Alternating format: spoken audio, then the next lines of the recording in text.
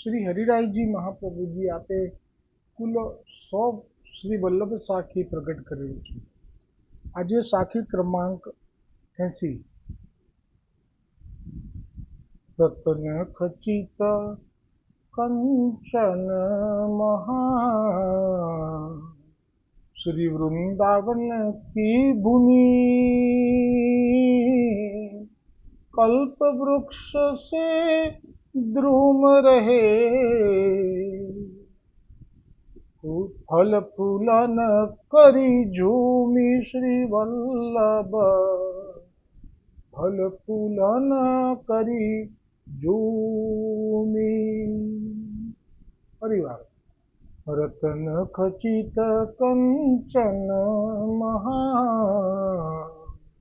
श्री वृंदावन की भूमि कल्प वृक्ष से द्रुम रहे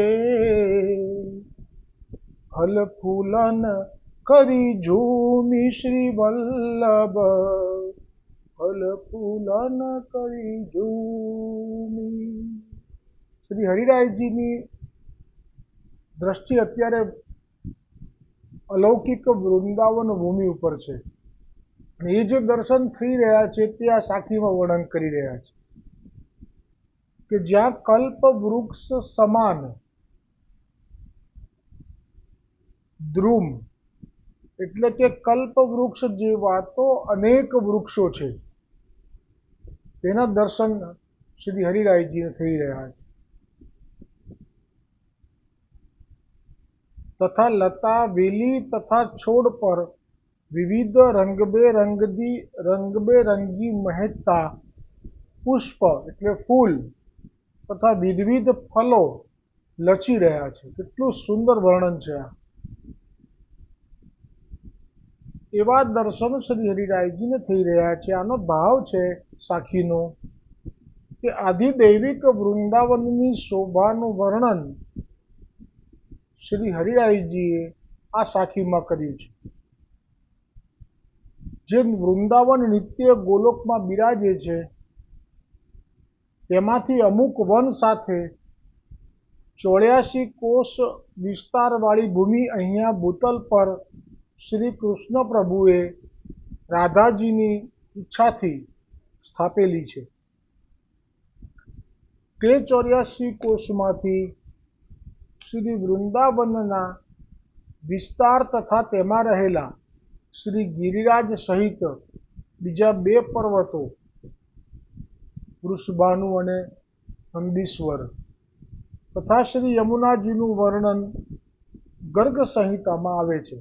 એટલે બસ હવે થોડાક સમયમાં જ આપણે ગર્ગ સંહિતાને શરૂઆત કરીશું અને એ ગર્ગ સંહિતામાં એ જે પુસ્તક છે એનું પણ હું પ્રિન્ટ મૂકીશ પાડીને, એટલે કેમ કે હિન્દીમાં છે એટલે જે લોકોને ગુજરાતી ના ફાવતું હોય એ લોકોએ હિન્દીમાં ગર્ગ સંહિતા વાંચીને લાભ લઈ શકે અને આવી રીતે વિડીયો પણ હશે, ઓડિયો વિડીયો બંને।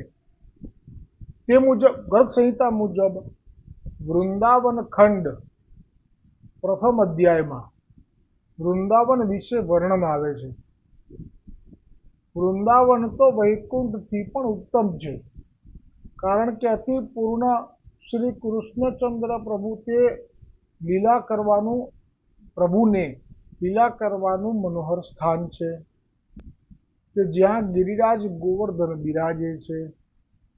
ત્યાં સમીપમાં મંગલ સ્થાન રૂપ યમુનાજીનો કાંઠો છે, જ્યાં બૃહત્સાનુ તથા નંદીશ્વર પર્વત છે।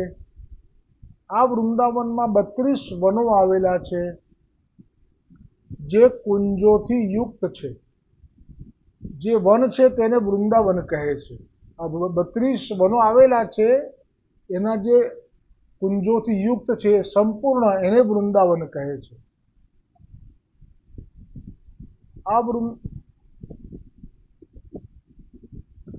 વૃંદાવનના આધિદૈવિક રૂપના દર્શન તો શ્રી યમુનાજી, શ્રી ગિરિરાજજી, શ્રી વલ્લભ તથા શ્રી વિઠ્ઠલ એટલે કે શ્રી ગુસાઈજીની કૃપા વિના એ ભૂતલ ઉપર શક્ય નથી। એટલે કોઈ એમ કહે કે આ જે વર્ણન હરિરાયજીએ કર્યું પણ અમે તો જઈએ છીએ તો અમે તો દર્શન થતા નથી. એ વખતે રેડા ઉદંબર ગુસાઈજીના સેવકનો પ્રસંગનું સ્મરણ કરી લેવું. એ તો ગુસાઈજીના શ્રી અંગની સેવા ખવાસ એવા ઉદંબરને પણ ગુસાઈજીએ પૂછ્યું કે ગોકુળમાં તું રહે છે, કેવો અનુભવ થાય છે? તો કે કૃપાનાથ, ગોકુળમાં રહેવાનું તો મારું ભાગ્ય છે. પછી બીજો પ્રશ્ન પૂછ્યો કે તને કઈ અલૌકિક ગોકુળના દર્શન થયા, અલૌકિક વૃંદાવનના દર્શન થયા? તો તરત જ જાણ્યું કે હવે કૃપા વરસી રહી છે, એટલે કહ્યું કે ના કૃપાનાથ, પણ આપની કૃપા હશે તો થશે. પછી જે કૃપા થઈ અને પછી જે દર્શન થયા તે અલૌકિક વૃંદાવન. તમારે રેડા ઉદંબરની વાર્તામાં વાંચવું. આવું જ આસ્કરણજીની સાથે પણ થયું છે. એમને પણ અલૌકિક વૃંદાવનમાં હોળી ખેલની લીલાના દર્શન થયા છે. અનેક પ્રસંગો છે. કૃષ્ણદાસ મેઘનને ગિરિરાજજીની કંદરામાં અંદર પ્રવેશ કરીને એ તો ગિરિરાજજીની સાખીમાં લઈશું. ગુસાઈજીના સેવક હતા કૃષ્ણદાસ. એમના જે કૃષ્ણ ભટ્ટ, એમના વચનને સાંભળ્યા પછી એમનો જે વૈષ્ણવ નજીકનો હતો એણે કહ્યું કે મને તો ગોવિંદ કુંડ, આમાં તમે સત્સંગ કર્યો ઉજ્જૈનમાં, ઇન્દોરમાં, એમાં કેમ કહેલું કે દૂધથી ભરેલો છે, પણ અત્યારે તો મને તો દૂધથી ભરેલો ક્યાં દેખાયો? આવું કૃષ્ણ ભટ્ટને કહી ચૂક્યા એ વૈષ્ણવ, ઉજ્જૈનના જ હતા, પટેલ કોઈ કણબી. તો ગુસાઈજી આ વચન શ્રવણ કરી લીધા. એ વખતે આપ ગોવર્ધન પર્વત ઉપર સેવા માટે પધારી રહેલા. અચાનક જ આપે ત્યાં અટકી જઈને કહ્યું કે આ કોણ બોલ્યું? પાછળ વાત થઈ હતી એટલે. તો કૃષ્ણ ભટ્ટજીએ કહ્યું, અથવા તો એ વૈષ્ણવે જ કહ્યું કે હું બોલ્યો કૃપાનાથ, ક્ષમા કરજો.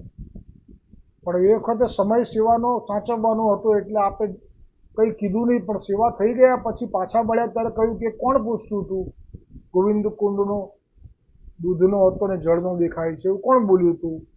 એટલે કે આ હું હતો. કે જો આટલું કીધું ત્યાં તો જે ઇન્દ્રએ ક્ષમા માગી અને સુરભી ગાયના દૂધથી અભિષેક કરેલો ઠાકોરજીનો, અને એ જે કુંડ પ્રગટ થયેલો એ ગોવિંદ કુંડ, એમાં દૂધના દર્શન થયા. એને વિશ્વાસ ના થયો, પાકો વૈષ્ણવ નીકળ્યો એટલે એક વાસણ લીધું અને દોડ્યો અને દૂધ ભરીને લઈને આવ્યો. બોલો ગોવિંદ કુંડ કી જય હો.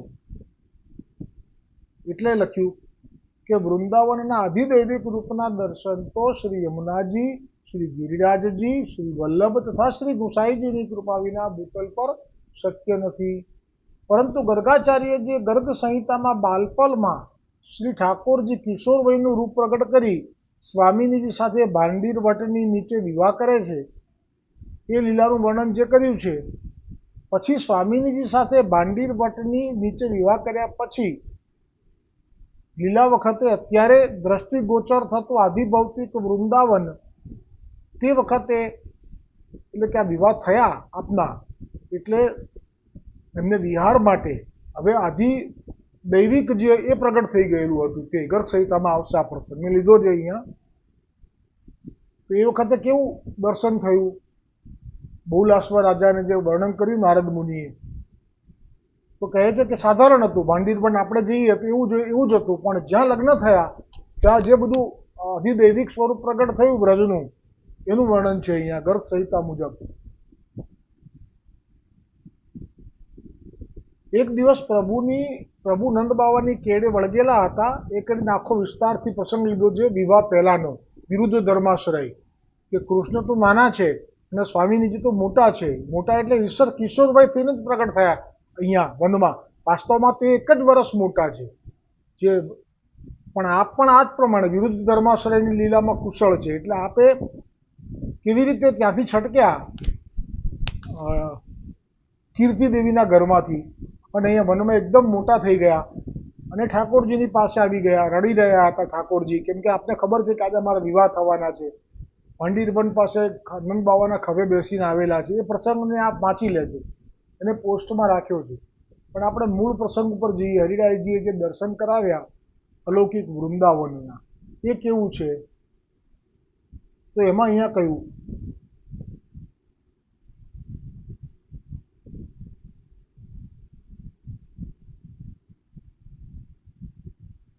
કે આ આધિદૈવિક વૃંદાવનનું જે વર્ણન શરૂ થયું એ ગોલોકખંડમાં આવે છે. ગર્ગ સંહિતામાં ગોલોકખંડ અને એમાં 16મો અધ્યાય અને એમાં 11મા શ્લોકમાં આ વર્ણન છે, જે અહીંયા રાખેલું છે મેં એનો અનુવાદ. જેવા રાધાજી ભાંડીરવનમાં આવ્યા કે તે ક્ષણે ગોલોકમાં જે દિવ્ય રૂપે વૃંદાવન ભૂમિ બિરાજી રહી છે, પણ અધિકારી સિવાય એને દેખાય નહીં, તે રૂપ અહીંયા પ્રગટ કરી દીધું. કારણ કે સાક્ષાત યુગલ સરકારના લગ્ન થયા છે. જેવી રીતે ગોલોકધામમાં પદ્મરાગ મણીઓથી જડેલી સુવર્ણમયી ભૂમિ શોભા પામે છે, તેવી જ રીતે આ ભૂતલ પર વ્રજમંડલમાં એવી જ દિવ્ય ભૂમિનો તત્ક્ષણ આવિર્ભાવ થઈ ગયો. બધું પલટી ગયું. વૃંદાવન ઈચ્છા પૂરી કરનારા કલ્પ વૃક્ષ સમાન વૃક્ષોથી શોભાયમાન થવા લાગ્યું. જે હમણાં કહ્યું ને હરિરાયજીએ સાખીમાં કે કલ્પ વૃક્ષ સમાન વૃક્ષો અનેક છે. એ દર્શન અહીંયા લગ્ન થયા પછી ભાંડીરવનમાં વિહાર કરવા જેવા ચાલ્યા સ્વામિનીજી અને ઠાકોરજી, ત્યારે આ દર્શન ત્યાં એમાં આવે છે. તે વખતે યમુનાજીના કિનારે સુવર્ણના બનેલા મહેલો છે. આ જે ગોપીજનો પડ્યા છે બધા, એ મૂળમાં એ લોકોનું એ રહેઠાણ છે. તથા સુંદર રત્નમય સોપાન એટલે કે રત્નમય પગથિયા સીડીના દર્શન થવા લાગ્યા. એ વખતે વૃંદાવનની નિકુંજે પણ પોતાનું દિવ્ય રૂપ પ્રગટ કર્યું. તેમાં સભાભવન, પ્રાંગણ તથા દિવ્ય મંડપ શોભા પામવા લાગ્યા. મધુપો, ભમરા, મયુરો, મોર, કપોતો એટલે પારેવું, હોલા જેવું પંખી તથા કોકિલો એટલે કોયલ એના કલરવ સંભળાવા લાગ્યા. નિકુંજ વર્તી દિવ્ય મંડપોના શિખર સુવર્ણ તથા રત્નોથી ખચિત કળશોથી અલંકૃત હતા. તે વખતે એકાએક અને બાલકૃષ્ણ પણ બાળ સ્વરૂપમાંથી કિશોર અવસ્થાનો દિવ્ય દેહ ધારણ કરી અને રાધાજીની સામે ઊભા રહ્યા. અને અંગ પર પિતાંબર, હાથમાં વાસણી, કરોડો કામદેવને મોહિત કરનારું રૂપ હતું. હસતા હસતા પ્રિયતમાનો હાથ પોતાના હાથમાં લઈ લીધો અને ભાંડીરવટ વૃક્ષ પાસે જ્યાં દિવ્ય વિવાહ મંડપ તૈયાર હતો ત્યાં પ્રવેશ કર્યો, જ્યાં વિવાહને લગતી બધી સામગ્રી રાખેલી હતી. મેખલા, કુશા, સપ્તમુતિકા, જળથી ભરેલા કળશ પધરાવેલા હતા. ત્યાં જ એક સિંહાસન પણ પ્રગટ થયું. ત્યાં બંને પ્રિયતમ બિરાજ્યા અને એકબીજાની સાથે મીઠી મીઠી વાતો કરી રહ્યા છે. ત્યાં જ બ્રહ્માજી આકાશમાંથી ઉતર્યા, યુગલ ચરણોમાં પ્રણામ કરી સ્તુતિ કરી, હે ગોલોકના સ્વામી શ્રી કૃષ્ણ, અમે આપની પ્રાણવલ્લભા શ્રી રાધાજીનું હું શરણ લઉં છું. અને ત્યાર પછી કુંડમાં અગ્નિ પ્રજ્વલિત કર્યો અને વૈદિક વિધિ વિધાનથી પાણી ગ્રહણ સંસ્કારની વિધિ પૂરી કરી. ત્યાર પછી કૃષ્ણ અને રાધિકાજીને અગ્નિની સાક્ષીએ 7 પરિક્રમા કરાવી અને 7 મંત્રોના ઉચ્ચાર કરાવ્યા. આ બધું સચોટ લીલાનું વર્ણન ગર્ગ સંહિતાનું લીધું છે અહીંયા અમે. ત્યાર પછી કૃષ્ણના વક્ષસ્થળ પર શ્રી રાધિકાજીનો હાથ મુકાવીને અને શ્રી કૃષ્ણનો હાથ રાધિકાજીના પીઠ ઉપર મુકાવીને મંત્રોના ઉચ્ચ સ્વરથી પાઠ કરાવ્યા. રાધાના હાથેથી એક કેસરયુક્ત માળા કૃષ્ણના કંઠમાં પહેરાવડાવી અને કૃષ્ણ ભગવાને રાધાજીના ગળામાં માળા પહેરાવી. પછી અગ્નિદેવને પ્રણામ કરાવી સુંદર સિંહાસન ઉપર દંપતીને બેસાડ્યા. પછી 5 મંત્ર બોલાવીને જેમ પિતા પુત્રીનું કન્યાદાન સમયે હાથ સોંપે એમ રાધાજીનો હાથ બ્રહ્માજીએ કૃષ્ણના હાથમાં સોંપી દીધો. ગર્ગ સંહિતામાં આગળ બહુ જ સુંદર લીલા પ્રસંગ છે આવે છે, પણ તે ભાગવતજીના વિરામ પછી ગર્ગ સંહિતાનો લાભ પ્રાપ્ત કરીશું. એ વખતે આવું પોસ્ટમાં કહ્યું હતું એટલે આપણે ભાગવતજીનો વિરામ એટલે ભાગવતજીમાં જે પોસ્ટ આવે છે એનું વિરામ થશે એટલે ગર્ગ સંહિતા આપણે શરૂ કરીશું. વિડીયોમાં તો બહુ ચાલશે, કદાચ 2-4 વર્ષ તેથી વધારે.